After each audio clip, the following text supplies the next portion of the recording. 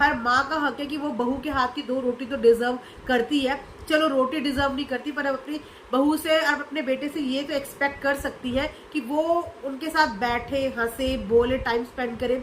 लेकिन इन मैडम को या तो कैमरे से फुर्सत नहीं होती, या इनको सोने से फुर्सत नहीं होती, या घूमने से फुर्सत नहीं होती। सो आई डोंट थिंक सो कि ये कुछ 5 मिनट भी छन्नी की मम्मी के साथ स्पेंड करती होंगी।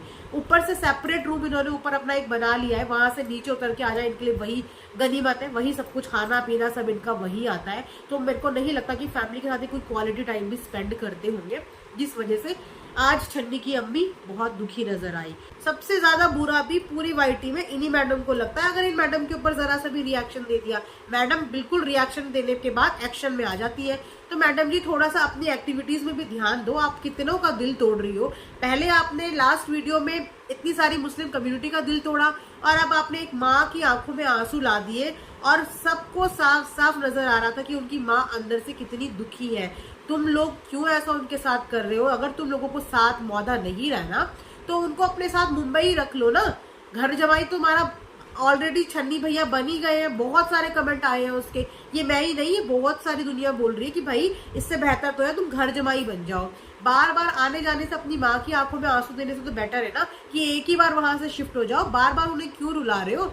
Hello friends, welcome back to another video. और ये आज की लास्ट वीडियो है। जैसे कि आप सबको पता ही है कि मैं अपनी सारी बहनों के लिए स्पेशली नाइट में एक चटकती भटकती वीडियो जरूर अपलोड करती हूँ। सो बेसिकली क्या है ना, मैं डब्बा के जहां में ना ज्यादा इंटरेस्टेड नहीं हूँ। आपने देखा होगा कि मैं बहुत कम ही उनके लिए वीडियो बनाती हूँ। लेकिन कल भी उन्होंने एक ब्लंडर कहा था जिसकी वजह से मैंने वीडियो बनाई। अगर आपने नहीं देखी तो देख लेना, आज ही मैंने डाली है। और अब ये एक वीडियो बना रही क्योंकि वाकई में उनको भी डोज की सख्त जरूरत है, और इसीलिए अब मेरी टारगेट लिस्ट में वही मैडम जी हैं, क्योंकि बहुत ज्यादा इन मैडम का हो रहा है। और अगर इस तरीके से ये अपने आप को कंट्रोल नहीं करेंगी तो फिर क्या करें, ना चाहते हुए भी हमें अपने मुंह खोलने पड़ेंगे। तो आज आप सबके लिए चटकता भटकता डब्बा के जहां पे रिएक्शन। तो फ्रेंड्स, अभी मैडम जी ने अपना एक व्लॉग अपलोड किया है, और वो व्लॉग अपलोड करके लिटरली मुझे इतना बुरा फील हो रहा था छन्नी की मम्मी के लिए। क्योंकि आज उनकी मम्मी को ना मैंने रोता हुआ देखा। तो जब रोता हुआ देखा तो ना एक ऐसी फीलिंग हुई कि ये आंसू ऐसे तो नहीं आ सकते, क्योंकि ये दोनों डब्बा जब्बा मुंबई मौधा अक्सर आते जाते रहते हैं। लेकिन आज इनकी मम्मी की आंखों में ना जो आंसू थे ना, उन आंसुओं में ना बहुत दर्द नजर आ रहा था। और बेसिकली वो मिली भी अपने बेटे से गले लग के। वो इस डब्बा के गले बिल्कुल भी नहीं लगी, अपने बेटे के गले लग के रो रही थी। मानो उन्होंने अपने आंसुओं में पता नहीं कितनी सारी बातें बोल दी हो। देखने वाले इस चीज को समझ पाएंगे और रिलेट कर पाएंगे कि उनके मन में इस समय क्या चल रहा होगा। जाहिर सी बात है, जिनका एक बेटा हो और अब वो भी उनका ना रहा हो, बुढ़ापे का सहारा हर माँ के लिए उनका बेटा होता है। क्योंकि बेटियां हमेशा से किसी और का घर बसाती है, किसी और के घर को अपनाती है और उनका घर संवारती है। वहां पे बेटे से माँ बाप को ये उम्मीद होती है कि ये घर पे रहेगा और हमारे बुढ़ापे में हमारा साथ देगा। और वहां पे ये अब्बा डब्बा दोनों के दोनों ने अपने माँ और पिता को हमें ऐसे ही छोड़ दिया है, और बस अपने मुंबई मौधा की अम्पिंग जंपिंग करते रहते हैं। बिल्कुल भी उन पे ध्यान नहीं देते, उनको गौर भी नहीं करते। आई थिंक उनको टाइम भी नहीं देते होंगे। जब भी ये मैडम जी मौधा में रहती है, ये अक्सर बीमार हो जाती है। लेकिन बीमारी में ये आलू के पराठे जरूर खाती है, बीमारी में ये बिरयानी जरूर खाती है, बीमारी में ये गोलगप्पे, मतलब दवाई के सिवा ये सब कुछ खाती है बीमारी में। और साथ साथ छन्नी का दिमाग तो खाती ही है। कमेंट सेक्शन खोल के देखोगे ना तो इनके लिए इतने ज्यादा लोगों की कंप्लेंट्स है। लोग कहते हैं अगर तुमने सीखना ही था तो अपनी भाभी से ये सीखती कि उन्होंने किस तरीके से तुम्हारा घर बनाया है, वो चाहे जैसी भी हो। लेकिन यस, इस चीज के लिए मैं भी अग्री होंगी कि वो एक परफेक्ट बहू जरूर है।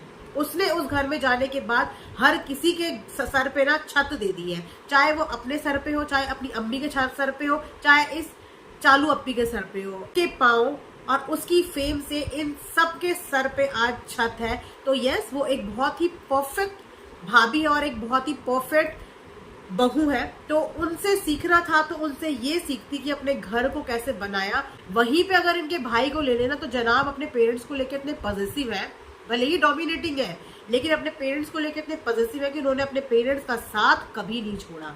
वो जहां गए अपने पेरेंट्स को साथ में लेके गए। और ये मैडम जी अब छन्नी के पेरेंट्स को छोड़ छोड़ के कहीं भी घूमती है। और आज इन्होंने एक इतनी वाहियात बात बोल दी जिसकी वजह से बहुत सारे लोगों के नेगेटिव कमेंट्स इनके ऊपर आए। इन्होंने नीचे लिखा छन्नी की अम्मी। क्यों भाई, वो छन्नी की अम्मी क्यों है? वो तुम्हारी अम्मी क्यों नहीं है? मान लो कल को तुम्हारी भाभी यही चीज बोल दे कि जनाब की अम्मी, तो तुम लोग क्या बोलोगे और तुम लोगों को कैसा फील होगा? तुमने मतलब कि अभी तक छन्नी की मम्मी को एक्सेप्ट ही नहीं किया। इतनी सीधी फैमिली है ना उन लोगों की, इनकी शादी पे ही पता चल गया था कि वो फैमिली कितनी सीधी सादी है।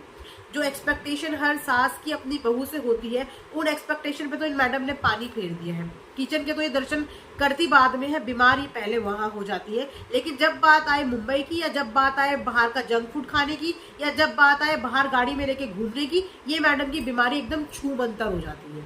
ये एकदम से उठ जाती है और एकदम से रेडी हो जाती है। ये मैडम तो हवा में है।